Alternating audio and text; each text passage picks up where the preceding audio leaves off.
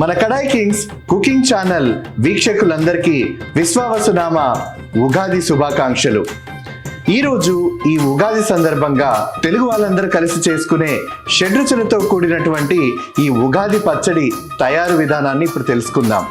ఉగాది పచ్చడికి కావలసినటువంటి పదార్థాలు: తీపి కోసం బెల్లం, కారం కోసం మిరియాలు, చేదు కోసం వేపపూత, పులుపు కోసం చింతపండు, వగరు కోసం లేత మామిడి పిందెలు, అలాగే ఉప్పు. ఇప్పుడు ఉగాది పచ్చడి తయారు చేసేసుకుందామా?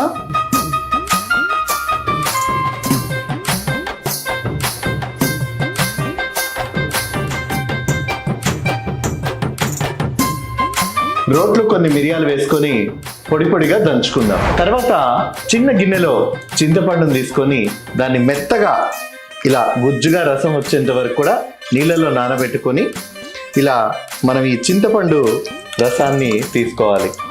ఇప్పుడు ఈ లేత మామిడి పిందెల్ని సన్నగా తరుక్కుందాం.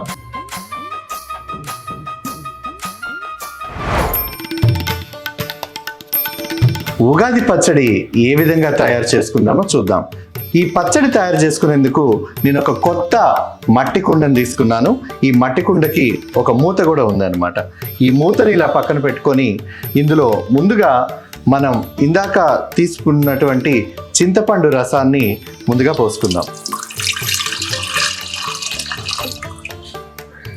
మీకు పులుపు మరీ ఎక్కువగా ఉంటుంటే దాంట్లో కొంత మంచినీళ్ళని కూడా వేసుకోవచ్చు.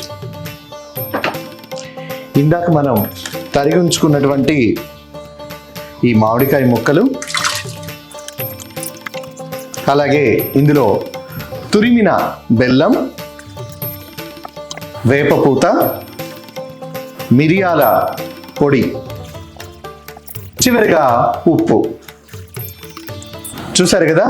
ఇప్పుడు ఈ షడ్రుచులను మనము అన్నీ కలిసే వరకు గరిటెతో వాటిని ఇలా కలిసే విధంగా తిప్పుకుందాం. చూసారు కదా? ఈ ఉగాది పచ్చడి తయారీ విధానం అయిపోయింది. ఇప్పుడు ఈ పచ్చడిని ఇలా మనం ఈ గ్లాస్లో తీసుకుందాం.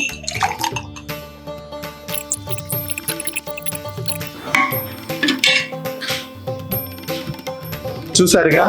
ఉగాది పచ్చడి తయారైపోయింది. ఇప్పుడు ఈ ఉగాది పచ్చడిని రుచి చూద్దామా?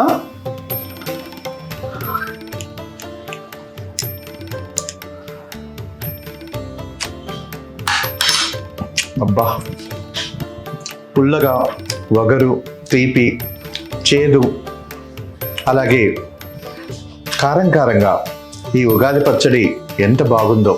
మన ఈ కొత్త సంవత్సరంలో కూడా మన జీవితాలు కూడా ఈ షడ్రుచులతో మమేకమై మనమందరం కూడా మన యొక్క జీవితాన్ని ఆనందంగా గడపాలని కోరుకుంటున్నాను.